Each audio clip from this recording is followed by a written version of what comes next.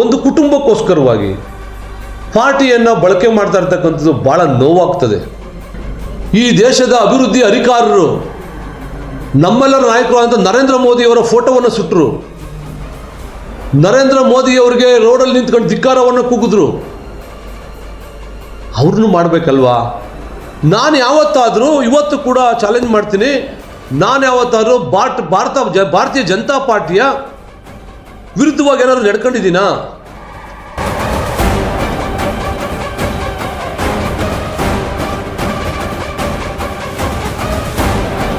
ಇತ್ತೀಚಿನ ದಿನಗಳಲ್ಲಿ ಭಾರತೀಯ ಜನತಾ ಪಾರ್ಟಿಯಲ್ಲಿ ಹಣ ಇದ್ದವ್ರಿಗೆ, ತೋಳ್ಬಳ ಇದ್ದವ್ರಿಗೆ ಮಾಡ್ತಕ್ಕಂಥದ್ದನ್ನ ನೋಡ್ತಾ ಇದ್ದೀವಿ. ನಾವು ಭಾರತೀಯ ಜನತಾ ಪಾರ್ಟಿಯ ಸಿದ್ಧಾಂತ ಇಟ್ಕೊಂಡಿರ್ತಕ್ಕಂಥದ್ದು ಈ ದೇಶದ ಅಭಿವೃದ್ಧಿಗೆ, ಈ ದೇಶದ ಧರ್ಮವನ್ನು ಕಾಪಾಡಲಿಕ್ಕೆ, ಈ ದೇಶದ ಕಟ್ಟಕಡೆಯ ವ್ಯಕ್ತಿ ಕೂಡ ಸಮಾನವಾಗಿ ಬದುಕಬೇಕು ಅಂತೇಳಿ ಭಾರತೀಯ ಜನತಾ ಪಾರ್ಟಿ ನಮ್ಗೆ ಹೇಳ್ಕೊಟ್ಟಿರ್ತಕ್ಕಂಥ ಸದ್ವ ಸಿದ್ಧಾಂತಗಳು. ಆದರೆ ಇವತ್ತಿನ ಕಾಲಘಟ್ಟದಲ್ಲಿ ನೋಡ್ತಾ ಇದ್ದೀವಿ ನಾವು, ಯಾರೋ ಒಬ್ರಿಗೋಸ್ಕರವಾಗಿ, ಒಂದು ಕುಟುಂಬಕ್ಕೋಸ್ಕರವಾಗಿ ಪಾರ್ಟಿಯನ್ನು ಬಳಕೆ ಮಾಡ್ತಾ ಇರ್ತಕ್ಕಂಥದ್ದು ಭಾಳ ನೋವಾಗ್ತದೆ. ಆದರೆ ನಮ್ಗೆ ಹೈಕಮಾಂಡ್ ಮೇಲೆ ನಂಬಿಕೆ ಇದೆ, ಹೈಕಮಾಂಡ್ ಮೇಲೆ ನಂಬಿಕೆ ಇದೆ. ಕಾರ್ಯಕರ್ತರನ್ನು ಕೂಡ ನಿಜವಾಗಿ ಏನೇನಾಗಿದೆ ಅಂತಕ್ಕಂಥದ್ದು ಕೂಡ ಅಧ್ಯಯನ ನಡೆಸ್ತಾರೆ, ನ್ಯಾಯ ಸಿಗ್ತದೆ ಅಂತಕ್ಕಂಥದ್ದನ್ನು ನಾವು ಇನ್ನೂ ಹೈಕಮಾಂಡ್ ಮೇಲೆ ಸಂಪೂರ್ಣವಾದ ನಂಬಿಕೆಯನ್ನು ಇಟ್ಕೊಂಡಿದ್ದೀವಿ ನಾವು. ಅದರ ಅಂಗವಾಗಿಯೇ ಯಾರ್ಯಾರು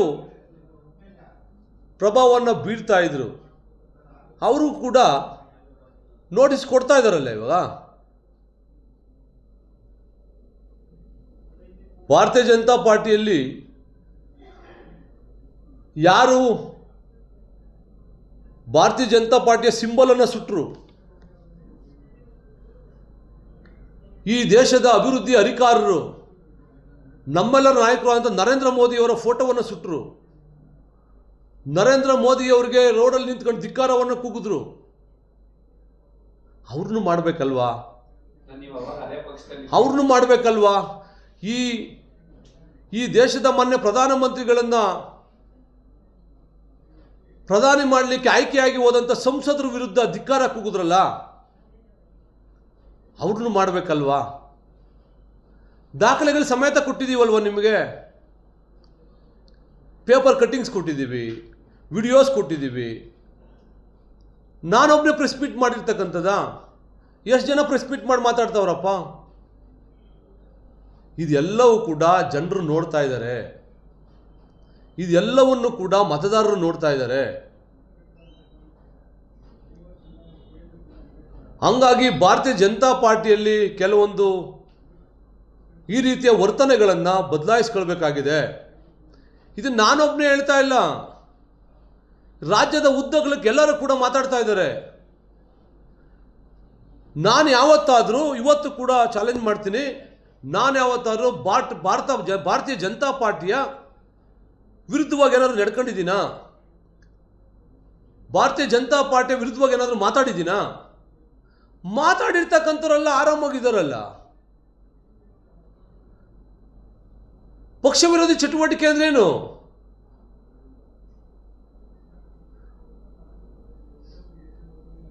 ಮಾಜಿ ಮುಖ್ಯಮಂತ್ರಿಗಳನ್ನು, ಭಾರತೀಯ ಜನತಾ ಪಾರ್ಟಿಯ ಮಾಜಿ ಮುಖ್ಯಮಂತ್ರಿಗಳನ್ನು ಏಕವಚನದಲ್ಲಿ ಮಾತಾಡ್ತಾರಲ್ಲಪ್ಪ. ಕೊಟ್ಟಿದ್ದೀವಿ ನಾವು. ಏಕವಚನದಲ್ಲಿ ಮಾತಾಡಿದಾರ ಇಲ್ಲೋ? ಭಾರತೀಯ ಜನತಾ ಪಾರ್ಟಿಯ ಮಾಜಿ ಮುಖ್ಯಮಂತ್ರಿಗಳನ್ನು ಏಕವಚನದಲ್ಲಿ ಮಾತಾಡಿರ್ತಕ್ಕಂಥವ್ರು ಅವ್ರಿಗೊಂದು ನ್ಯಾಯ ಇದೆಯಾ?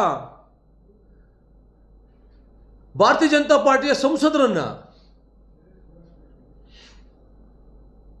ಏಕವಚನದಲ್ಲಿ ಮಾತಾಡ್ತಾರಲ್ಲ, ಅವ್ರಿಗೊಂದು ನ್ಯಾಯ ಇದೆಯಾ? ಭಾರತೀಯ ಜನತಾ ಪಾರ್ಟಿಯ ಬೈಲ ಸಾಮಾನ್ಯ ಕಾರ್ಯಕರ್ತರಿಗೊಂದು, ಹಣಬಲ ತೋಳ್ಬಲ ಇರ್ತಕ್ಕಂಥವ್ರಿಗೆ ಒಂದಿದೆಯಾ? ಸಾಮಾನ್ಯ ಕಾರ್ಯಕರ್ತರಿಗೂ ಒಂದೇ ತಕ್ಕಡಿಯಲ್ಲಿ ಹಾಕಬೇಕು.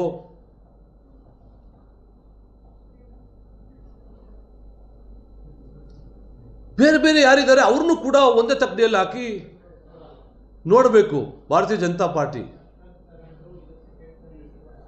ಮುಂದಿನ ದಿನಗಳಲ್ಲಿ ಸರಿ ಹೋಗ್ತದೆ ಅಂತಕ್ಕಂಥ ವಿಶ್ವಾಸವನ್ನು ಇಟ್ಕೊಂಡಿದ್ದೀವಿ. ಯಾರು ಏನೇ ಹೇಳಿದ್ರು ಕೂಡ ನಾವು ಭಾರತೀಯ ಜನತಾ ಪಾರ್ಟಿಯಲ್ಲಿ ಇರ್ತೀವಿ. ಭಾರತೀಯ ಜನತಾ ಪಾರ್ಟಿಯಲ್ಲಿ ಕೆಲಸ ಮಾಡ್ತಕ್ಕಂಥ ಯಾರು ಕೂಡ ತಪ್ಪಿಸ್ಲಿಕ್ಕೆ ಸಾಧ್ಯ ಇಲ್ಲ. ಭಾರತೀಯ ಜನತಾ ಪಾರ್ಟಿಯ ತತ್ವ ಸಿದ್ಧಾಂತಗಳನ್ನು ಪ್ರಚಾರ ಮಾಡ್ತೀವಿ.